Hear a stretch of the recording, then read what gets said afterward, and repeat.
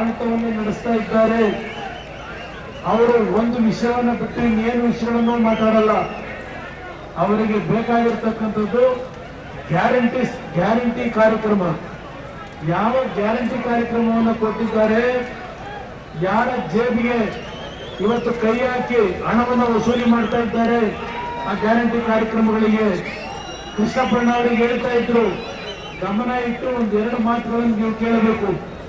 ಇವತ್ತು ಈ ಸರ್ಕಾರ ಕಳೆದ ಚುನಾವಣೆಯಲ್ಲಿ 5 ಗ್ಯಾರಂಟಿಗಳನ್ನು ಘೋಷಣೆ ಮಾಡಿ ನನ್ನ ಹಳ್ಳಿಯ ತಾಯಂದಿರು ಸ್ವಲ್ಪ ದಾರಿ ತಪ್ಪಿದ್ದಾರೆ. ಅವರ ಬದುಕೇನಾಗುತ್ತೆ ಅನ್ನೋದನ್ನ ಯೋಚನೆ ಮಾಡಬೇಕಾಗಿದೆ. ನಿಮ್ಮ ಕುಟುಂಬದ ಬದುಕೇನಾಗಬೇಕು ಯೋಚನೆ ಮಾಡಬೇಕಾಗಿದೆ. ಈ 5 ಹೇಳ್ತೀರಣ್ಣ, ಒಬ್ಬರ ವಿಷಯನ ಬರ್ತೀನಿ ಒಂದು ನಿಮಿಷ. ಇವತ್ತು ಅವರಿಗೆ 5 ಗ್ಯಾರಂಟಿ ಬಿಟ್ಟು ಬೇರೆ ಇನ್ನೇನೂ ಇಲ್ಲ.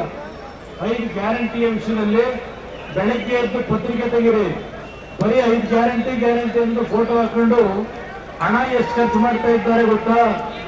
ಇವತ್ತು ಆ ಪತ್ರಿಕೆಯಲ್ಲಿ ಕೊಡ್ತಕ್ಕಂಥ ಜಾಹೀರಾತಿಗೆ ಇಬ್ಬರ ಫೋಟೋಗಳು ಹಾಕೊಂಡು ಮುಖ್ಯಮಂತ್ರಿಗಳು, ಉಪಮುಖ್ಯಮಂತ್ರಿಗಳು ಈಗಾಗಲೇ 300 ಕೋಟಿಗೂ ಹೆಚ್ಚಿನ ಹಣವನ್ನ ಆ ಜಾಹೀರಾತಲ್ಲಿ ಹಾಕೋದಕ್ಕೆ ಹಣ ಖರ್ಚು ಮಾಡಿದ್ರು.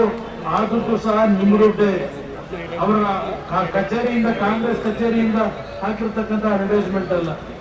ನಾನು ಇವತ್ತು ಕಾಂಗ್ರೆಸ್ನ ಸರ್ಕಾರಕ್ಕೆ ಸಿದ್ದರಾಮಯ್ಯ ಅವರಿಗೂ ಕೇಳಲಿಕ್ಕೆ ಬಯಸ್ತೇನೆ, ಇವತ್ತು DK ಶಿವಕುಮಾರ್ ಅವ್ರಿಗೂ ಕೇಳಲಿಕ್ಕೆ ಬಯಸ್ತಾ ಇದ್ದಾರೆ.